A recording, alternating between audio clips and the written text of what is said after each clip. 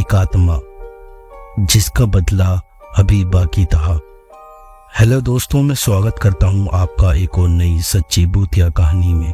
British शासनकाल के समय अंग्रेज डिप्टी कलेक्टर मी ग्रीन ने भारत में रहते समय कुछ ऐसी सत्य घटनाओं का अध्ययन किया। उनमें से एक अध्ययन भटकती आत्मा का भी है। जिस घटना का उल्लेख उन्होंने किया है उसकी भूमिका में लिखा है कि यदि ये मुकदमा मेरे सामने चला ना होता तो इस घटना पर कभी विश्वास नहीं करता, क्योंकि प्रेत के अस्तित्व पर इससे पहले मैंने कभी भूत प्रेत विश्वास किया ही नहीं। उनके द्वारा प्रस्तुत विस्तृत घटनाक्रम का सारा अपेक्ष इस प्रकार है। घटना जनवरी 1937 की है। भारत में उस समय ब्रिटिश शासन था।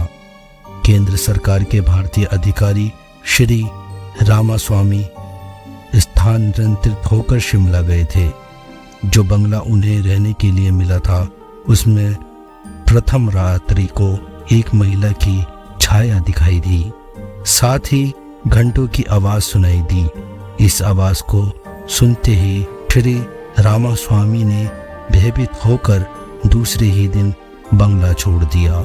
श्री रामास्वामी के बंगला छोड़ देने के बाद वो बंगला एक दूसरे मुस्लिम भारतीय अधिकारी को अलॉट कर दिया गया। जब ये अधिकारी उस बंगले में रहने गए तो पहले ही दिन ठीक आधी रात के समय वो सफेद पोश महिला दिखाई दी। जहांगीरी के घंटों की आवाज उसके आने के साथ बंगलों में गूंज उठी। महिला की सिसकियां स्पष्ट रूप से सुनाई पड़ रही थी। मुस्लिम अधिकारी उसी समय चित्कार करते बंगला छोड़कर भागे तथा उत आश्चर्यजनक घटना की सूचना पुलिस तथा उच्च अधिकारियों को दी। सूचना उपरांत एक पुलिस इंस्पेक्टर ने सिपाही के साथ उस बंगले में पड़ाव डाला। रात के ठीक 12 बजे थे। वही सफेद पोश महिला ऊंची एड़ी की चप्पल पहने दिखाई दी। पुलिस इंस्पेक्टर ने रिवॉल्वर से लगातार 5-6 गोलियां उस पर चलाईं, किंतु उस पर कोई प्रभाव न पड़ा। पहले सिसकियां तथा फिर ठहाके मारकर हंसने की आवाज तथा बाद में जहांगीरी घंटों की आवाज सुनते ही इंस्पेक्टर के होश हवास उड़ गए। पसीने से लथपथ इंस्पेक्टर तथा सिपाही उस बंगले से निकलकर भाग खड़े हुए। इस घटना से शिमला ही नहीं वरन दिल्ली की केंद्र सरकार भी आश्चर्य में पड़ गई। इसकी जांच के लिए उच्च स्तरीय कार्रवाई करने का आदेश जारी किया गया। प्रेतात्मा की इस रहस्यमय हरकत का मजाक उड़ाते हुए अंग्रेजी सरकार ने दिल्ली के एक अनुभवी सिपाही इंस्पेक्टर श्री आगा नेत्र का एक पुलिस दस्ता घटना की जांच के लिए भेजा। इंस्पेक्टर आगा ने सिपाही को बंगले के चारों ओर तैनात कर दिया तथा स्वयं डाइनिंग रूम की एक कुर्सी पर बैठकर इंस्पेक्टर आगा ने कुर्सी पर बैठते ही एक विचित्र बिल्ली उनके सामने उछल कूद मचाती कमरे से ही गायब हो गई। वह भयभीत हुए तो तुरंत साहस जुटाकर अपनी रिवॉल्वर भरकर सहज होकर बैठ गए। रात के ठीक 12 बजे उसी सफेद पोश महिला की छाया इंस्पेक्टर आगा को दिखाई दी। इंस्पेक्टर आगा ने अपना रिवॉल्वर संभाला ही था कि छाया ने कहा, ठहरिए, आप एक नेक चरित्रवान अधिकारी हैं। मुझे पर बिना किसी कारण क्रोध क्यों करते हैं? वैसे आपका रिवॉल्वर मेरा कुछ नहीं बिगाड़ सकता। ये सुनकर इंस्पेक्टर आगा सहम गए तथा नम्रता से बोले, आप कौन हैं? क्या अपना परिचय मुझे देंगी? छाया ने कहा, मैं एक पीड़ित औरत हूँ। क्या आप मेरी पीड़ा दूर करने में मदद कर सकेंगे? यदि आप वादा करते हैं तो मैं आपको एक बहुत बड़ा रहस्य बताऊंगी। इंस्पेक्टर आगा ने तुरंत कहा, मैं आपसे वादा करता हूँ, मैं आपकी पूरी मदद करने की कोशिश करूंगा। आश्वासन पाकर छाया ने अपनी दुख भरी कहानी कहना प्रारंभ की। मैं एक पहाड़ी लड़की थी। शादी से पहले मेरा नाम अवेरी था। मेरी माँ वैश्या का धंधा करती थी। मेरी सुंदरता को देखकर शिमला के तत्कालीन पदरामी आयाजिक मेरी ओर आकर्षित होने लगे। आयाजिक तथा मेरी दोस्ती धीरे धीरे प्यार में बदल गई। माँ के विरोध के बावजूद मैंने तथा आगा जी ने कोर्ट मैरिज कर ली। आगा जी को भी अपने माता पिता का विरोध सहना पड़ा। ये बंगला उस समय आगा जी का ही था। हम दोनों इसी तरह रहते रहे। मेरी माँ मुझे भी वेश्या के रूप में देखना चाहती थी, किंतु मैं वेश्या न करने का संकल्प कर लिया था। छाया ने कहा कुछ दिनों बाद मैं गर्भवती हो गई थी तो मेरी माँ का आया जी के संबंध निषेध करने के लिए मुझ पर दबाव डाला, क्योंकि उसकी नज़र में पैसे का महत्व अधिक था। मुझे प्रेम महत्व जानना पड़ा। मैंने माँ की बात को नहीं माना। इसी दरमियान आया जी के पिता का तार आया, जिसमें उन्हें तुरंत बुलवाया गया था। आया जी ने मुझे बताया कि अगर मैं नहीं गया तो उसे पिता की लाखों की संपत्ति उसके हाथों से निकल जाएगी।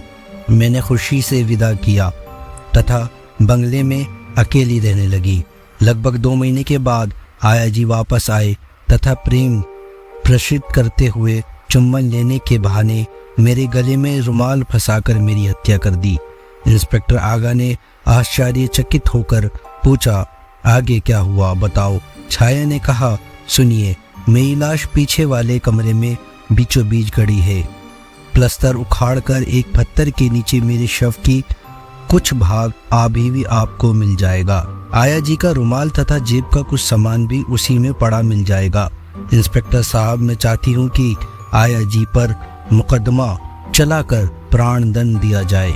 इस संबंध में मैं आपकी हर प्रकार संभव सहायता करूंगी। इतना कहकर वो छाया गायब हो गई। इंस्पेक्टर आगा ने अवेरी की पूरी कथा को नोट कर लिया तथा अपने उच्च अधिकारियों को इस घटना से अवगत कराते हुए फौरन इस बात की सत्यता का पता लगाने के लिए एक मजिस्ट्रेट के पक्ष उस कमरे की खुदाई की गई। एक महिला के शव के साथ रुमाल तथा अन्य सामान भी मिला। इतना प्रमाण मिलने पर आया जी के विरुद्ध हत्या का मुकदमा दायर कर दिया गया।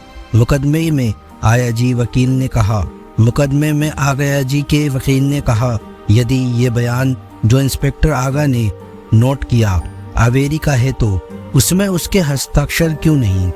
इंस्पेक्टर आगा ने समय मांगा तथा दूसरे दिन उसी बंगले में अवेरी की छाया की इंतजार करने लगे, किंतु छाया समय से पहले ही उस बंगले में उपस्थित थी। उसने गलती स्वीकार करते हुए कहा, आगा साहब, आप कागज टेबल पर रखें, मैं हस्ताक्षर किए देती हूँ।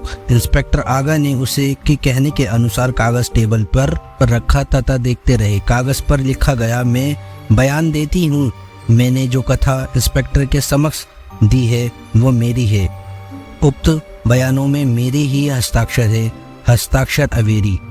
अगले दिन कोर्ट खुलते ही मामला पेश हुआ। वकील तथा जज सभी आश्चर्यचकित थे। ठीक वही हस्ताक्षर जज की फाइल में बंद अवेरी के बयान में भी पाए गए। पुनः बचाव पक्ष ने वकील ने प्रश्न किया, यदि अवेरी हस्ताक्षर कर सकती है तो कोर्ट पर आकर बयान दे या कोई प्रमाण या सबूत दे जिससे ये विश्वास किया जा सके कि यह हस्ताक्षर अवेरी के हैं। समय मांगकर इंस्पेक्टर आगा वापस रात को अवेरी से मिलने गए तथा उसे सारी बात बताई तो अवेरी बॉम्बे से भेजे गए आया जी के पिता का तार व कोर्ट मैरिज के कागजात के बारे में बताया था। उन्हें कहाँ बंगले में रखा है ये भी बताया। अवेरी ने ये भी बताया आगा जी के पिता की मृत्यु हो चुकी है। ये झूठी तथा फर्जी तार आगा जी ने मुझको पिंड छुटाने के लिए मंगवाया था। कोर्ट में पहुंचकर इंस्पेक्टर आगा ने आगा जी के नाम का जाली तार व विवाह के कागजात प्रस्तुत कर दिए। आगा जी ना तो ये सिद्ध कर सके कि उन्हें अवेरी को तलाक दिया था, न ये बता सके कि वो कहाँ है। अतः आगा जी ने अपना अपराध स्वीकार कर लिया और उसे फांसी की सजा सुना दी गई। प्रणदन के निर्माण के दिन इंस्पेक्टर आगा पुनः उसी बंगले में गए। जब वो उस कमरे में अवेरी का इंतजार कर रहे थे तो अचानक उनको नींद की झपकी आ गई।